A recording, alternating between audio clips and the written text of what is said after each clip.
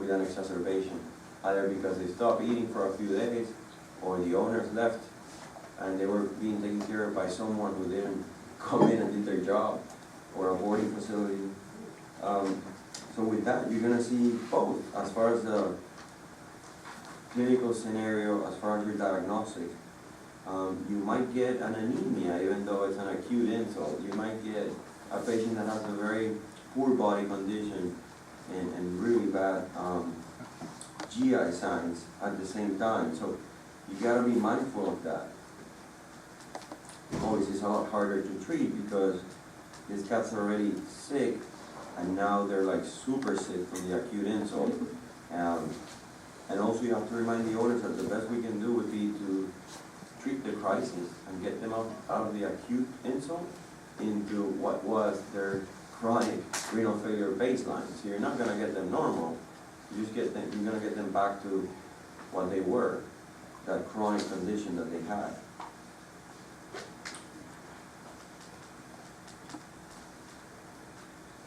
All right. Any questions so far?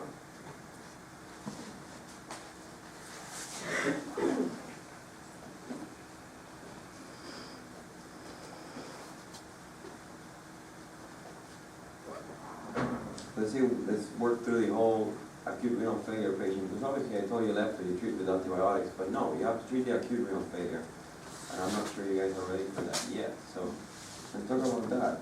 First is diagnosing. So acute renal failure for whatever cause. Now we're going to just work through it. I'm on page 10, section 8A, diagnosing.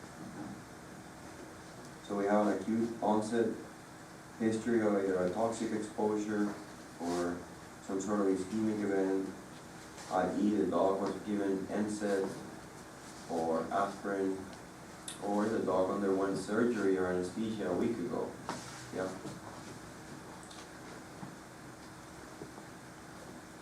Or you drank ethylene glycol. So what are the signs? Depressed, lethargy, vomiting, diarrhea plus or minus with melena, right? Urine output, who knows? I don't know how an owner would tell you, yeah, my dog is being best. I mean, it would be a very attentive owner. But you definitely have changes in water intake, and you have changes in urine output. They're not going to quantify them, but their owners are going to be, if you ask them, they're going to tell you, yeah, my dog has been drinking less or more for the past 2-3 days. But by the time they come to your clinic, they probably stop eating and drinking altogether. But that's why careful questioning is important. Physical exam, they're going to be in good body condition most of the time. You're obviously going to see dehydration, stomatitis, and back pain, or referred back pain, okay? Because the kidneys are very far back. So when you palpate their abdomen, it's going to be a kind of a cranial dorsal pain that you're going to feel. Are we going to see an anemia most of the time? Or normal red cells? Usually it's going to be normal because the insult is not going to have enough time to actually then prevent bone marrow formation or erythropoietin, right? White cells. Normal? Usually increase. If anything, from the stress of being in renal failure, that creates a catecholamine release and cortisol. Your body's in a very physiological, state of physiological stress. But if you have leptospirosis, it could be because you have an infection. Acidemia, we talked about that. Hyperphosphatemia and hyperkalemia, and metabolic acidosis.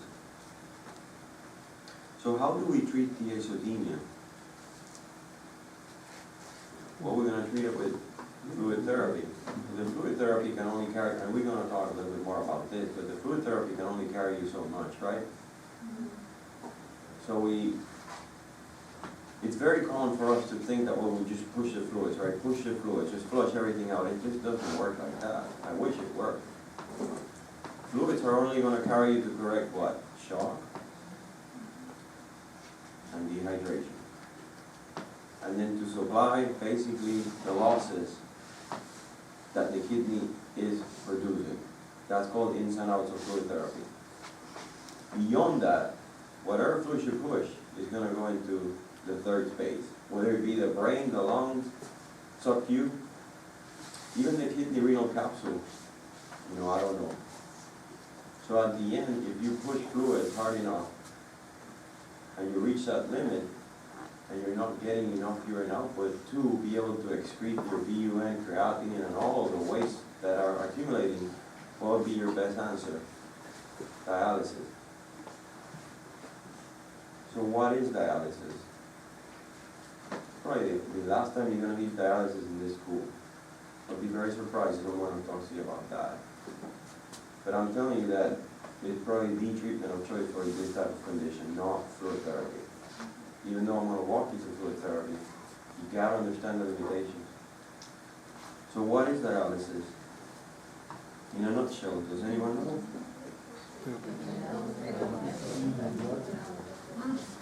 It's a way of filtering your blood without needing the kidney, right? So what do you need to filter out? Water. You need to filter out excess water. You need to filter out excess acid. You need to filter out excess potassium. Ammonia. And the markers that you use would be urine creatinine. But those are not really toxic compounds, as I said. So it's a really nice diagram here of how this thing works. If I go back to the regular concentration gradient that I hate, well, this kind of works the same way. You have two concentration gradients that are going opposite direction. So in this one, you have blood coming from the artery, right? And then in this case, you put into the acid fluid into the belly, which is peritoneal dialysis. And then you retrieve that fluid out and exchange the dialysis fluid with the peritoneal membrane as the filter, as the glomerulus. In a way, as the makes so the peritoneal membrane becomes the filter. And then you're pushing fluid in, and that fluid is supplied in such a way that you're going to be giving beneficial stuff to the patient, but also you're going to remove a lot of it out with the waste product. So the only way that would work is through a concentration gradient. Water has to go from a higher concentration to a lower concentration, and waste has to go from a higher concentration to a lower concentration. It's pure, simple physics. So we do what's called exchanges. One fluid happens in their peritoneum, and that's done surgically. You suture that up. You might take a kidney biopsy at that point, right? Because you're going to be doing surgery. And then you start using around 20 mg per kg of saline. But this saline has to be high peritonic, right? You can't put isotonic. You need to make it in such a way that it's going to draw stuff out. So it's usually hypertonic, and it makes hypertonic with dextrose. So it's a sugary solution with a lot of salt. You infuse that into the belly of the body neural failure, and you let it sit for like an hour. Very impossible in the dark. As you pull it out, this is happening. This fluid is defined by carbonate, because you can make that solution very buffered with viper, and it's pulling out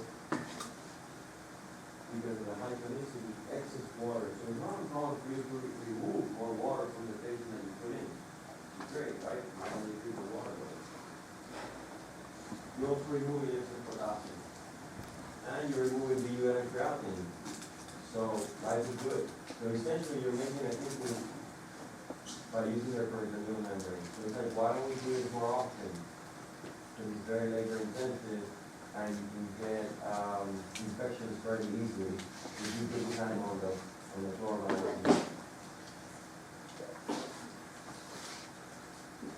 Any questions on that? Now, if you go across the street, they will do hemofiltration. So now we're not filtering your peritoneal cavity. Now we can do hemofiltration. It's not that. But hemofiltration is doing the same thing, but except the peritoneal membrane. Now we're going to put the membrane outside. Right, we're going to buy a machine that will filter your blood. And so I will put a catheter in their jugular vein. It's going to be a humongous catheter.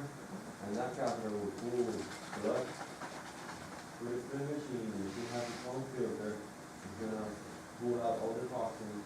And it's going to infuse dialysate, which is clean fluid, in replacement to what is taken. And then I'm going to give it back to the patient inside.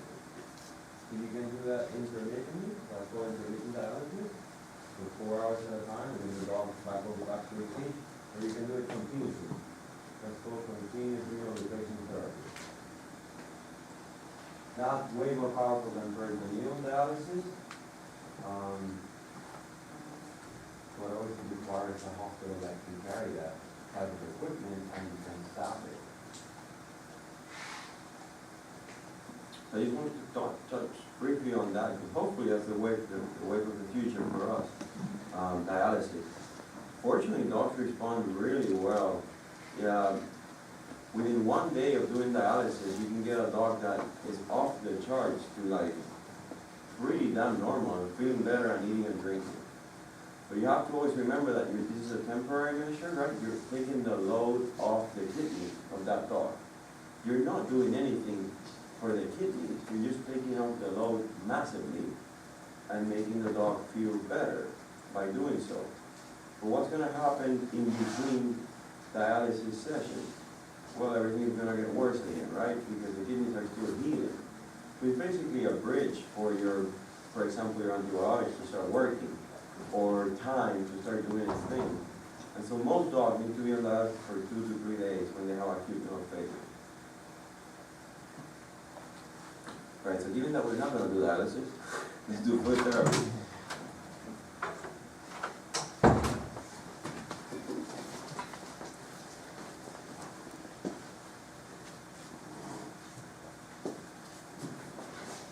When we do fluid therapy for our renal failure patients,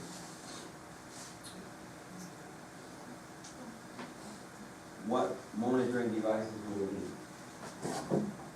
What are the monitoring devices would be? Okay, well, I need to assess blood volume, right? What goes in? So how can we assess that? Blood volume. A Doppler? No. Blood pressure? A what? Blood pressure? No. Urine output? No. A central line. So I can assess my central venous pressure, right? The preload, what the right side of the heart sees. Essentially, all my fluid therapy is going to go into a vein, right? And where's it going to end up? The right side. So that's the input, right? So I can assess that with a sensor line. Not a perfect technology by any means, but better than not doing it. I got to assess how my body responds to it. And that's where the blood pressure will come in. So blood pressure, when we say blood pressure, we're really saying arterial blood pressure. That'll be the left side of the heart, right? So we have to keep an eye on that. Because the kidney, when they are deranged, they are the main handlers of blood pressure in your body. So you have to make sure that the animal doesn't become super hypertensive with your fluid therapy, and also because the kidneys are affected. And then the last thing would be outputs, right? And that's where the urinary catheter comes in. So a urinary catheter can measure all the outputs.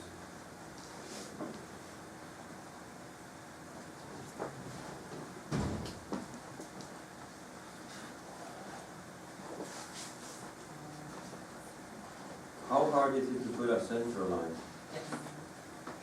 Yes? Not very hard. It's just big practice. So let me show you the jugular venous pressure.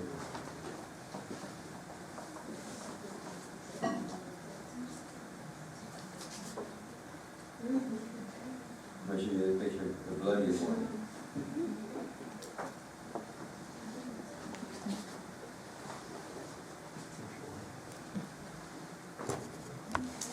I want to speed it up a little bit. I guess we prep it well. Good. Good. Then we do a sterile field. Yes? These are the vein here. This is head. Head. You missed it. Oh. Actually, I said it. This is head. This is head. Head. So you saw he put up, that person put a short catheter, and that's called a pilo wave. You see why it's called pilo wave. And now they're putting a guide wire through it.